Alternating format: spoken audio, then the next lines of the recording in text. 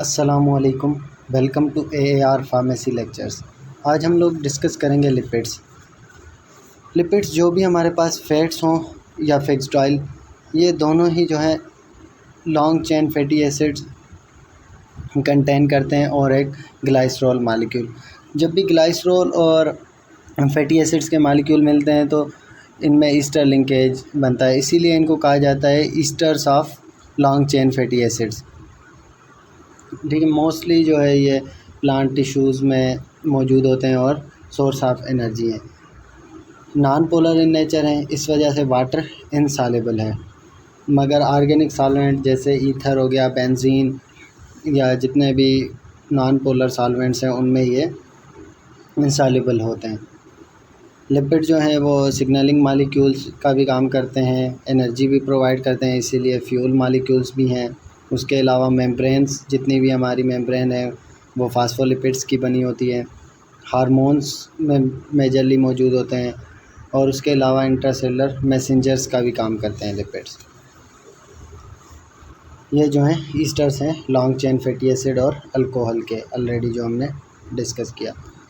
Glycerol इसका integral part है, means glycerol ज़रूर मौजूद होगा जब भी हम लिपिड्स देखेंगे। अब एक ट्राइग्लिसराइड का मालिक्यूल होता है। ट्राइग्लिसराइड का मकसद क्या है कि ग्लाइसरॉल होगा और उसमें +3 फैटी एसिड्स के मालिक्यूल मौजूद होंगे। मींस ग्लाइसरॉल हमें स्ट्रक्चर देखें तो उसमें जब भी OH ग्रुप से जो है वहाँ पे रिमूवल हो और आके फैटी एसिड का वहाँ पे अटैचमेंट हो, उसकी वजह से ये बन जाते हैं ट्राइग्लिसराइड के मालिक्यूल, 3 फैटी एसिड प्लस जो है ग्लाइसरॉल मालिक्यूल। अब ट्राइग्लिसराइड 2 तरह के होते हैं, या तो होमो ट्राइग्लिसराइड या हेटेरो ट्राइग्लिसराइड। होमो ट्राइग्लिसराइड का मकसद ये है कि जो उस पर तीनों फैटी एसिड्स लगे हुए हैं ना, वो तीनों ही एक जैसे होंगे। फॉर एग्जांपल एक 6 कार्बन वाला है तो सेकंड भी, थर्ड भी, तो तीनों जो अटैच हैं तीनों के तीनों 6 कार्बन वाले होंगे, वो हो जाएगा होमो ट्राइग्लिसराइड। हेटेरो ट्राइग्लिसराइड का मकसद क्या है कि जो ग्लाइसरॉल के ऊपर फैटी एसिड्स लगे हुए हैं ना, उनमें डिफरेंट हो गए। मीन्स फॉर एग्जांपल हो सकता है 3 में से 2 जो हैं 6 कार्बन वाले हैं, एक 4 कार्बन वाला है, या हो सकता है 3 में से एक 4 कार्बन वाला, एक 6 वाला है, एक 8 वाला। तो डिफरेंट जो है हमारे पास कार्बन चेन लेंथ वाले अटैच हैं, तो ये हो जाएंगे हेटेरो ट्राइग्लिसराइड। फैट्स और फिक्स्ड ऑयल में क्या डिफरेंस है? फैट्स में जो फैटी एसिड ग्लाइसरॉल के साथ मिले हुए होते हैं ना, वो सैचुरेटेड होते हैं, मींस उनमें कोई डबल बॉन्ड मौजूद नहीं होगा, कोई फर्दर कैपेसिटी नहीं है। जबकि फिक्स्ड ऑयल जो हैं उनमें अनसैचुरेटेड फैटी एसिड होते हैं ग्लाइसरॉल के साथ, मींस डबल बॉन्ड वाले जो फैटी एसिड होंगे या ट्रिपल बॉन्ड वाले वो मौजूद होंगे। मोस्टली होते ये डबल बॉन्ड वाले ही हैं।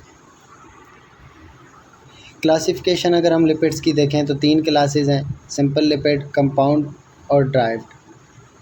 सिंपल लिपिड्स सिंपली जो फैटी एसिड और अल्कोहल या ग्लाइसरॉल मालिक्यूल मिले हुए होंगे उनको हम सिंपल लिपिड्स कहते हैं, जैसे ट्राइएसाइल ग्लाइसरॉल हो गया हमारे पास। कंपाउंड या कॉम्प्लेक्स लिपिड जिनमें एडिशनल ग्रुप भी अटैच हो, जिस तरह फास्फोलिपिड, फास्फेट ग्रुप अटैच होता है, या कोई नाइट्रोजीनियस बेस अटैच हो, कोई भी एडिशनल फंक्शनल ग्रुप उसमें अटैच होगा तो वो हो जाएंगे कॉम्प्लेक्स या कंपाउंड लिपिड्स।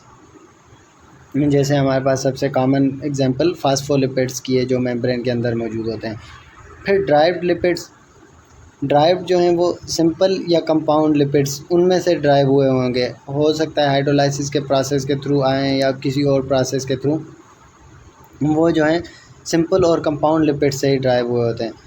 इसमें जैसे हमारे पास फैटी एसिड्स आ गए, अल्कोहल, मोनोग्लिसराइड। अब ट्राइग्लिसराइड से जो है 2 फैटी एसिड के मालिक्यूल रिमूव हो गए तो ये मोनोग्लिसराइड बन गया, या डाइग्लिसराइड, स्टीरॉयड, टर्पीन्स, ये सब के सब एग्जांपल। हमारे पास हार्मोन्स आ गई, लेसिथिन, ये सब के सब जो हैं ड्राइव लिपिड्स की एग्जांपल है। फैटी एसिड ऐसा ऑर्गेनिक कंपाउंड है जिसमें कार्बन चेन होती है और एक एंड पे कार्बोक्सिलिक एसिड ग्रुप होगा, मींस एसिड लगा हुआ होगा, तो इसको हम कहते हैं फैटी एसिड। एक means long chain of carbon और एक साइड पे एसिड ग्रुप हो। फैटी एसिड की भी फर्दर हमारे पास 2 टाइप्स हैं, saturated fatty acid, unsaturated fatty acid. Saturated मतलब उनमें कोई फर्दर कैपेसिटी नहीं होगी, मींस उनमें कोई डबल बॉन्ड मौजूद नहीं होगा, फर्दर उनमें जो है कोई भी हाइड्रोजन आकर अटैच नहीं हो सकता। और इनका molecular weight as compare to unsaturated के हाई होगा, क्योंकि इसमें हाइड्रोजन नंबर ज़्यादा है और मैक्सिमम नंबर ऑफ़ हाइड्रोजन मौजूद होगा इसमें। जबकि अनसेचुरेटेड में जो है हाइड्रोजन एटम्स लैक होंगे, मींस उसमें हाइड्रोजन एटम कम मौजूद होंगे due to presence of double bond जो भी कार्बन के बीच में मौजूद है। और जो सेचुरेटेड फैटी एसिड्स होते हैं ना, वो ऑक्सीडाइज हो जाते हैं into unsaturated fatty acid. Mean saturated fatty acid से हाइड्रोजन अगर रिमूव कर लिए जाएं और उनके बीच में डबल बॉन्ड बन जाए तो वो अनसेचुरेटेड फैटी एसिड्स में कन्वर्ट हो सकते हैं। ऑक्सीडाइजिंग एजेंट और रिड्यूसिंग एजेंट। ऑक्सीडाइजिंग एजेंट जो है मींस दूसरे को ऑक्सीडाइज करने वाला खुद रिड्यूस होता है, इसलिए इटसेल्फ ये रिड्यूसिंग है। ऐसे ही रिड्यूसिंग एजेंट मींस दूसरे को रिड्यूस करने वाला, जब दूसरे को वो रिड्यूस कर रहा है तो खुद जो है ऑक्सीडाइज होगा, मींस हाइड्रोजन खुद देगा और दूसरे को रिड्यूस कर देगा, खुद ऑक्सीडाइज हो जाएगा। फैट और फिक्स्ड ऑयल के बीच में अगर हम डिफरेंस देखें, सबसे पहला डिफरेंस फैट का हमने पढ़ा था कि उसमें जो ग्लाइसरॉल के साथ फैटी एसिड लगे हुए होते हैं फैट्स में, वो सेचुरेटेड होते हैं, जबकि फिक्स्ड ऑयल में अनसेचुरेटेड फैटी एसिड्स होते हैं। फैट्स का मेल्टिंग पॉइंट हाई होता है, जबकि फिक्स्ड ऑयल का मेल्टिंग पॉइंट्स लो होता है। उसके अलावा फैट्स जो हैं सेमी सॉलिड होते हैं रूम टेम्परेचर पे, सिर्फ एक एक्सेप्शन है हमारे पास कोकोआ बटर, जबकि जो फिक्स्ड ऑयल हैं वो लिक्विड होते हैं रूम टेम्परेचर पे। फैट्स जो हैं वो ऑर्गेनिक सॉल्वेंट में स्लोली सॉल्युबल होते हैं, क्योंकि वो थोड़े जो हैं सॉलिड या सेमी सॉलिड नेचर के हैं, तो उसमें सॉल्युबलाइज होने में थोड़ा टाइम लगता है, जबकि फिक्स्ड ऑयल जो हैं वो ऑर्गेनिक सॉल्वेंट में क्विकली सॉल्युबल हो जाते हैं। अगर हम फिक्स्ड ऑयल की क्लासिफिकेशन देखें या टाइप्स, तो डबल बॉन्ड की बेसिस पे इसकी मुख्तलिफ़ क्लासेस हैं हमारे पास। सबसे पहले ड्राइंग ऑयल में जो है ऑक्सीडेशन होती है, जैसे पेंट हो गया, पेंट ऑयल, ठीक है। इनमें क्या होगा कि ऑक्सीडेशन का प्रोसेस होगा, मींस ऑक्साइड की फॉर्मेशन होगी। पहले इस तरफ हम देखें, जो ये हमारे पास कंपाउंड मौजूद है ब्यूटेनॉइक एसिड में ऑक्सीडेशन हो रही है, तो वो नए जो है ऑक्साइड में कन्वर्ट हो रहा है। अब पेंट का प्रोसेस क्या होता है, जैसे ही उसके साथ ऑक्सीजन ऐड करता है, सनलाइट आएगी तो वो सॉल्वेंट फ़ौरन से एवापोरेट हो जाएगा सनलाइट की वजह से और ऑक्सीडेशन की वजह से, फिर वो जो है सॉलिड हो जाएगा। तो इसीलिए ऑक्साइड बनने के बाद वो थोड़ा सॉलिड इन नेचर हो जाता है जब भी पेंट हम करते हैं दीवारों पे या किसी भी चीज़ पे। नॉन ड्राइंग ऑयल ऑक्सीडेशन नहीं होगी। ऑक्सीडेशन क्यों नहीं होगी, उसमें कोई भी डबल बॉन्ड मौजूद नहीं है, इसीलिए वहाँ पर ऑक्सीडेशन नहीं हो सकती, ऑक्सीजन अटैक नहीं कर सकता। लास्ट वन जो हमारे पास है सेमी ड्राइंग ऑयल, उनमें हाइड्रोजिनेशन होगी और जो लिक्विड मींस मौजूद होता है वो सॉलिड में कन्वर्ट होगा हाइड्रोजिनेशन की मदद से। जैसे फर्स्ट वाले में ड्राइंग ऑयल में ऑक्सीडेशन की मदद से कन्वर्ट हो रहा था, तो इधर सेमी ड्राइंग ऑयल में हाइड्रोजिनेशन की मदद से लिक्विड जो है सॉलिड में कन्वर्ट होगा। और जितने भी अनसेचुरेटेड फैटी एसिड होते हैं मींस डबल बॉन्ड वाले, वो हमारी हेल्थ के लिए अच्छे होते हैं। अल्ट्रा रिफाइंड का मकसद क्या होता है कि फर्दर उससे जो है हाइड्रोजन रिमूव कर लिया जाए, मोर उसमें जो है अनसेचुरेशन इंक्रीज़ कर दी जाए। मींस अनसेचुरेशन अगर पहले एक डबल बॉन्ड था तो और ज़्यादा हमने उसमें जो है डबल बॉन्ड कर दिए, इसको कहेंगे अल्ट्रा रिफाइंड। फैट्स के लिए मुख्तलिफ़ केमिकल टेस्ट। सबसे पहली एसिड वैल्यू में हम क्या देखते हैं कि कितना mg हमारा पोटेशियम हाइड्रोक्साइड यूज़ हो फ्री फैटी एसिड्स को न्यूट्रलाइज़ करने के लिए, जो 1 ग्राम हमारे जो है फिक्स्ड ऑयल या फैट के अंदर मौजूद हो। मीन्स जो भी हमारा लिपिड है, फिक्स्ड ऑयल है या फैट है, उसके 1 ग्राम के अंदर कितना पोटेशियम हाइड्रोक्साइड यूटिलाइज़ हो रहा है फ्री फैटी एसिड्स को न्यूट्रलाइज़ करने के लिए। मीन्स जो डायरेक्ट अटैच हुए होंगे लिंकेज के साथ ग्लाइसरॉल, उनको नहीं, जो उस लिंकेज से ब्रेक होकर फ्री फॉर्म में मौजूद होंगे। अगर बैड ऑयल होगा तो हाइड्रोलाइसिस के बाद वो उसमें फ्री फैटी एसिड ज़्यादा मौजूद होंगे, मींस लिंकेज ब्रेक हुए होंगे, जिनकी वजह से वो एसिड वैल्यू ज़्यादा देगा। तो मतलब जिसका एसिड वैल्यू ज़्यादा है तो समझ लें वो ऑयल की क्वालिटी बैड है। अगर फ्री फैटी एसिड्स कम हो तो HCl ज़्यादा यूज़ होगा। ये किस तरह, जब भी फ्री फैटी एसिड कम होंगे तो मकसद उसमें अगर हम फॉर एग्ज़ाम्पल 20 हम ml यूज़ करते हैं पोटेशियम हाइड्रोक्साइड, 20 ml में से अब फ्री फैटी एसिड कम थे, फॉर एग्ज़ाम्पल उसने 2 ml को इस्तेमाल किया तो बाकी 18 ml जो है पोटेशियम हाइड्रोक्साइड बच गया। तो 18 ml पोटेशियम हाइड्रोक्साइड को न्यूट्रलाइज़ करने के लिए फिर हमें 18 ml HCl भी रिक्वायर्ड होगा, तो HCl हमारा ज़्यादा यूज़ होगा, पोटेशियम हाइड्रोक्साइड कम यूज़ हुआ। इस तरह आयोडीन नंबर हम देखते हैं कि उसमें अनसेचुरेशन जो भी कंपाउंड में मींस फैटी एसिड्स के अंदर जो अनसेचुरेशन है उसके लिए हम आयोडीन नंबर देखते हैं। देखेंगे कि 100 ग्राम फैट या फिक्स्ड ऑयल लेंगे, उसमें कितना जो है mg आयोडीन का एब्ज़ॉर्ब होता है, मींस वो आयोडीन की कितनी क्वांटिटी को एब्ज़ॉर्ब कर सकती है 100 ग्राम फैट या फिक्स्ड ऑयल। इससे हमें अनसेचुरेशन का पता चल जाएगा, मींस जितनी ज़्यादा अनसेचुरेशन होगी उतना जो है आयोडीन नंबर ज़्यादा आएगा। तो और जो अनसेचुरेशन ज़्यादा होगी तो ऑयल की क्वालिटी अच्छी है, ये हमें पता होता है। ठीक है, अगर आयोडीन नंबर ज़्यादा है तो अनसेचुरेशन ज़्यादा है, अनसेचुरेशन ज़्यादा होगी तो उसका वेट कम होगा क्योंकि हाइड्रोजन उसमें कम है तो वेट भी कम होगा।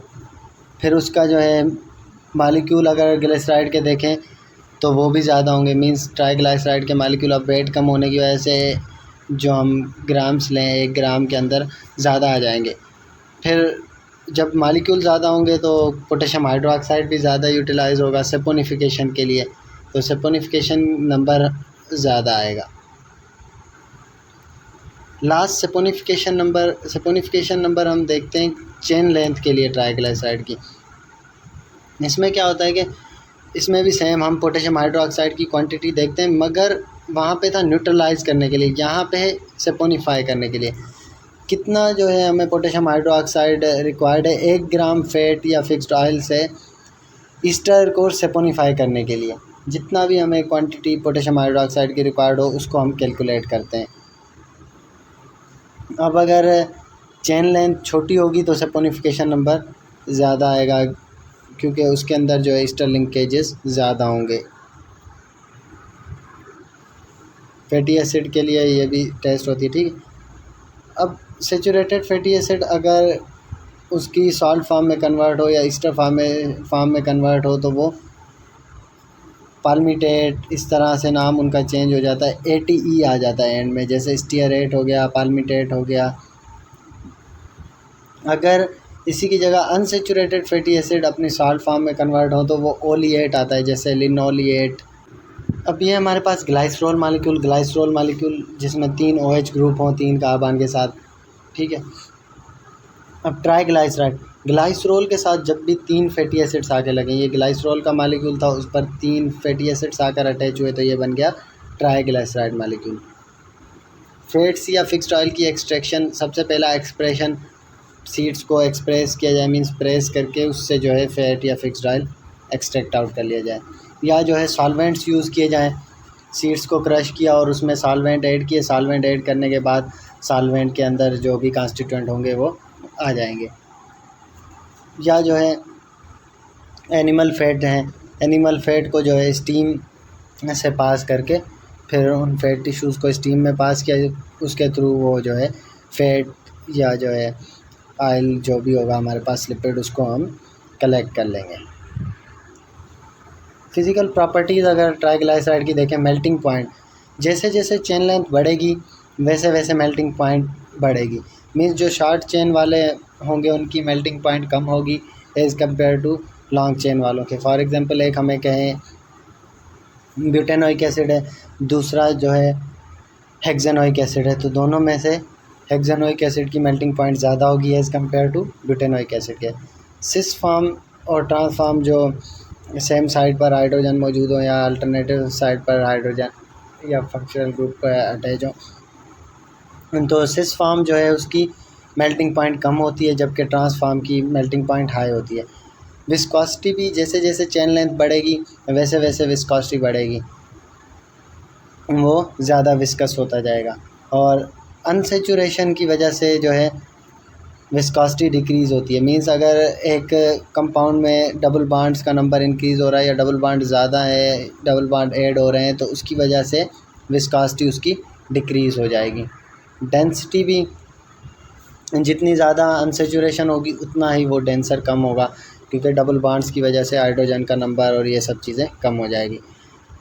रिफ्रैक्टिव इंडेक्स अगर हम देखें, डेंस का जो है डेंसर मॉलिक्यूल जो भी होंगे उनका रिफ्रैक्टिव इंडेक्स ज़्यादा होगा। जैसे फैट्स हमें पता है उनमें सेचुरेटेड हैं, जबकि फिक्स्ड ऑयल अनसेचुरेटेड वाले हैं। तो फैट्स डेंसर होते हैं तो उनकी जो है रिफ्रैक्टिव इंडेक्स हाई आएगी as compare to fixed oil के।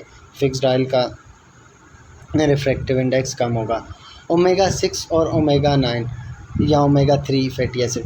अब ओमेगा 3, 6, 9 इनका मकसद ये होता है कि डबल बॉन्ड की पोजीशन को ये मेंशन करते हैं। ओमेगा 3 होगा means double bond third position पे, ओमेगा 6 मतलब सिक्स पे, ओमेगा 9 मतलब नाइन्थ पर। वो सिर्फ डबल बॉन्ड की पोजीशन बता रहे होते हैं। और किस साइड से, जो कार्बोक्सिलिक एसिड ग्रुप लगा हुआ है उसके अपोजिट साइड से, उसके अपोजिट साइड से हम काउंटिंग करेंगे कार्बन किस पोजीशन पर लगा है, उसके हिसाब से उसका हम नाम देते हैं कि ये ओमेगा 6 है, ये ओमेगा 9 है। फॉर एग्ज़ाम्पल ये ओलिक एसिड का अगर हम काउंट करें तो यहाँ से नंबरिंग स्टार्ट होगी इसके जो है 2, 4, 5, 6, 7, 8, 9। तो ये 9th पर है तो ओमेगा 9 फैटी एसिड हो गया। इस तरह हम जो है ना उसकी नंबरिंग कार्बोक्सिलिक एसिड से अपोजिट साइड से स्टार्ट करते हैं और फिर पोजीशन ऑफ डबल बॉन्ड के हिसाब से उसको नाम देते हैं ओमेगा 3, ओमेगा 6, ओमेगा 9। ठीक है। ओलिक एसिड, अब इसको ये रिप्रेजेंट करने का तरीका 18 जो है, इसमें से 18 का मकसद ये है कि ये कार्बन 18 है, इसमें 18 टोटल कार्बन है। और 1 का मकसद है कि एक डबल बॉन्ड है इसमें। और डेल्टा के साथ जो ये रिप्रेजेंट करते हैं ये पोजीशन ऑफ डबल बॉन्ड, वो डबल बॉन्ड जो एक मौजूद है वो किस पोजीशन पर है। इसी तरह नीचे वाला अगर हम देखें तो 18, 2 और फिर डेल्टा 6 एंड 9 मींस 18 कार्बन है लाइनोलिक में भी, अब मगर 2 डबल बॉन्ड है 6 और 9 दोनों पोजीशन पर। रेंसिडिटी का मकसद ये है कि हमारा लिपिड ख़राब हो जाए, उसमें डिसएग्रीएबल स्मेल आना स्टार्ट हो जाए। 2 रीज़न हो सकते हैं, या हाइड्रोलाइसिस या ऑक्सीडेशन। ऑक्सीजन एनवायरनमेंट से जो आ रही है वो ऑक्सीजन की वजह से वहाँ पे ऑक्सीडेशन हो जाए और जो है हमारा लिपिड ख़राब हो जाए। दूसरा हाइड्रोलाइसिस, वाटर आ रहा है, वाटर के ड्रॉपलेट्स की वजह से हाइड्रोलाइसिस हो जाए और वो चेंज हो जाए। अब ऑलिव ऑयल का सोर्स जो है हमारे पास ओलिया यूरोपिया, ओलियेसी। अब नाम याद करने के लिए आसान सी इनमें ट्रिक्स देखनी होती हैं। देखिए ऑलिव ऑयल है, ओलिया, ओलियेसी फैमिली, तो मिलते जुलते इनके नाम हैं, इससे याद करने की कोशिश किया करें।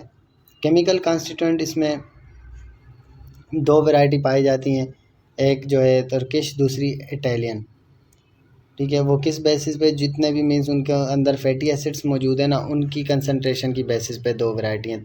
तुर्किश वैरायटी में ओलिक एसिड की परसेंटेज थोड़ी ज़्यादा है, जबकि इटालियन में कम है। मींस तुर्किश में 75% ओलिक एसिड है, 10% पाल्मिटिक एसिड है, 9% लाइनोलिक एसिड है। इसी तरह इटालियन वैरायटी में 65% ओलिक एसिड है, 15 पाल्मिटिक और लाइनोलिक एसिड। अब इसके कॉन्स्टिट्यूएंट याद करने का तरीका, टोटल इसमें 5 हैं, तो एक इसका शॉर्ट फॉर्म बना लें सबसे पहले। फॉर एग्ज़ाम्पल इसके लिए हम टर्म बना सकते हैं, पाल्मिटिक एसिड है, स्टीयरिक एसिड है, ओलिक एसिड है, लिनोलिक और लिनोलेनिक। तो इसके लिए हम बना सकते हैं PSO डबल L या LOL PS। जो आपको इजीली निमोनिक याद हो, निमोनिक कहते हैं इनको, वो बनाने की कोशिश करें इनके लिए ना, कि आपको वो इजीली याद हो जाए। अब पी से पाल्मेटिक एसिड 16 कार्बन वाला, एस से स्टीयरिक एसिड 18 कार्बन वाला, फिर ओलिक एसिड, लाइनोलिक एसिड और लाइनोलेनिक एसिड, तीनों ही 18 कार्बन वाले हैं। बस आपने फिर उनमें क्या चीज़ याद करनी है, ओलिक एसिड में एक डबल बॉन्ड है, लाइनोलिक एसिड में 2 डबल बॉन्ड है, लाइनोलेनिक एसिड में 3 डबल बॉन्ड है। तो अगर ये PSO डबल एल आप याद करें तो सीक्वेंस से आपको ये भी याद हो जाएगा कि इसमें एक डबल बॉन्ड था, फिर लाइनोलिक में 2 और लाइनोलेनिक में 3। तो इस तरह इजीली याद रहेगा। या लोल PS आप याद कर लें, लाइनोलेनिक, ओलिक, लाइनोलिक, पाल्मेटिक और स्टीयरिक एसिड।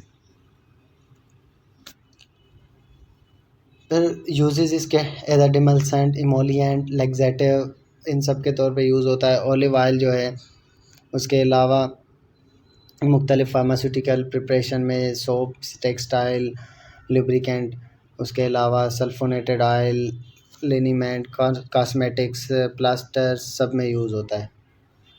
सेकंड अब हमारे पास है कैस्टर ऑयल, जिसको रिसिनस ऑयल भी कहते हैं, क्योंकि इसका बायोलॉजिकल सोर्स जो है वो रिसिनस क्यूमिनस है और फैमिली यूफोरबिएसी है।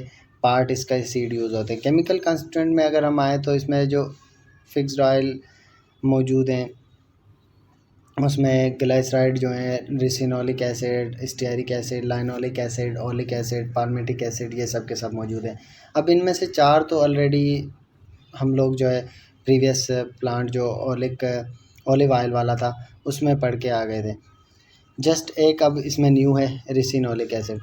तो फिर से इसका निमोनिक अगर बनाएं सेम हम जो है PSO, डबल एल की जगह आप LR बना लें या RL, जो आपको इजी रहे याद करने में, वो इसके जो है शॉर्ट वर्ड बनाएं। उसके बाद देखेंगे P से palmitic acid same 16, stearic acid 18 carbon, oleic और लाइनोलिक दोनों फिर से 18 कार्बन वाले हैं, सिर्फ डबल बॉन्ड्स का फ़र्क। अब रिसिनोलिक एसिड और ओलिक एसिड में अगर आप देखेंगे ना तो सिर्फ एक चीज़ का फ़र्क है, बाकी सारा एग्जैक्ट सेम ओलिक एसिड वाला स्ट्रक्चर है। रिसिनोलिक एसिड का भी 18 कार्बन है, 9th पोजीशन पर सेम डबल बॉन्ड है। जस्ट एक OH ग्रुप एक्स्ट्रा है जो 7th कार्बन पे लगा हुआ है। मीन्स हमने ये याद करना है कि एक OH ग्रुप आ जाएगा तो वो ओलिक एसिड से रिसिनोलिक एसिड बन जाएगा। यूजेस फिर से इसके परगेटिव भी एज अ इमोलिएंट यूज़ होता है मोस्ट कॉमनली। कैथार्टिक प्रॉपर्टीज़ हैं इसमें। प्लास्टिसाइजर्स के तौर पे भी इस्तेमाल किया जाता है। उसके अलावा सोप्स की मैन्युफैक्चरिंग में और एज अ लुब्रिकेंट भी इसको यूज़ किया जाता है, एज अ स्टिफनिंग एजेंट भी इसको यूज़ किया जाता है।